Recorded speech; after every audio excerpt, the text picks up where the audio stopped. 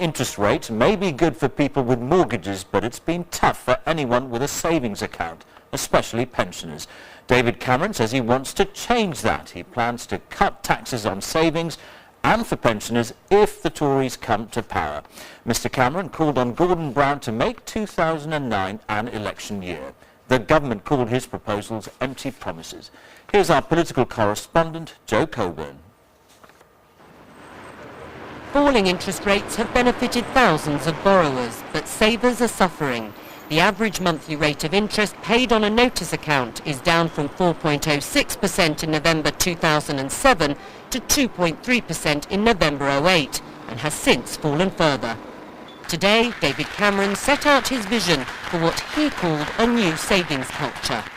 In order to help deal with Labour's debt crisis and to help turn Britain from a spend, spend, spend society to a save, save, save society, I believe it is time to abolish income tax on savings for everyone on the basic rate of tax, with top-rate taxpayers continuing to pay the same.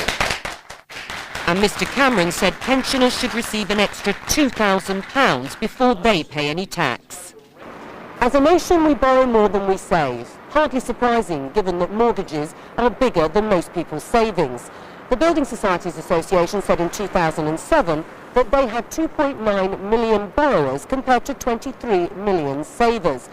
The National Pensioners Convention says 80% of pensioners rely on savings or investment income. Like Jack Lawson, who's in his 80s. He's a retired engineer and has 3 small company pensions and tops up the income from other savings. It looks as if the total investment is down about 25 to 30%. So we're not doing anything in the way of fancy expenditures at the moment. We're living modestly.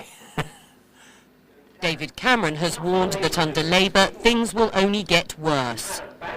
Well, if people think life is grim now, just imagine what another 5 years of Gordon Brown will bring. The country, frankly, wants to move on. The Tory leader has said they would pay for the £4.1 billion of tax cuts by reducing the growth in public spending this year, although Mr Cameron was careful to say that spending on health, schools, defence and international development wouldn't be affected. David Cameron is proposing public spending cuts during a recession. This means cuts in support for apprenticeships, for training, help for the unemployed to get back into work, support for housing, for transport. I think this is economic madness. The Liberal Democrats say the Tory savings plans don't add up. This is a fake giveaway. It only amounts at today's interest rates to an extra 40 pence on someone saving £100. What people need is much more money back in their pockets now. David Cameron is trying to mark out a distinctive position for the Tories, not just on the economy, but also a wider vision of society for the future. And that was Joe Coburn reporting. Let's talk now to our political editor, Nick Robinson. He's at Westminster.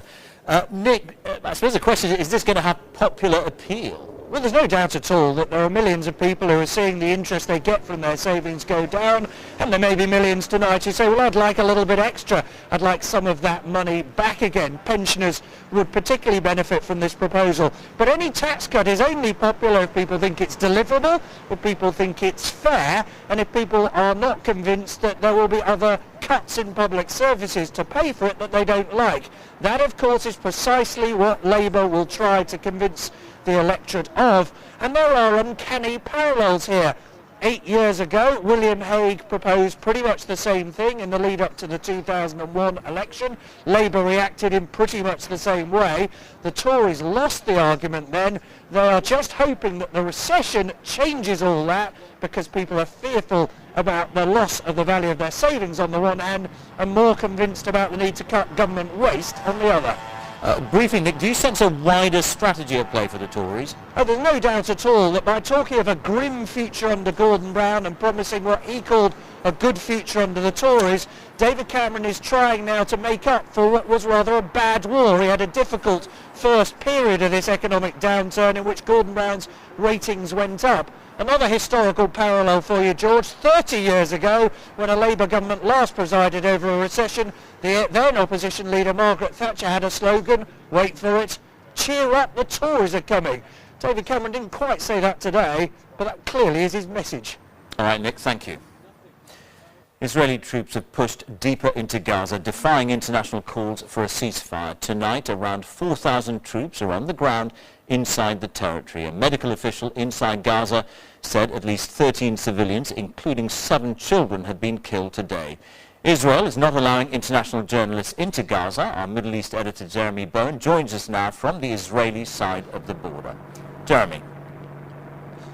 Thanks, George. There's been a lot of talk about ceasefires today. A deluge of envoys has arrived in Jerusalem, mainly from Europe. Less certainty, though, about when and if a ceasefire might take place. Where I'm standing on the border of Israel with Gaza, very close to it, there's a lot of military activity here. I can hear helicopters in the air, and while I've been speaking to you as well, there's been the flat thump of outgoing artillery fire. Just back there, the war is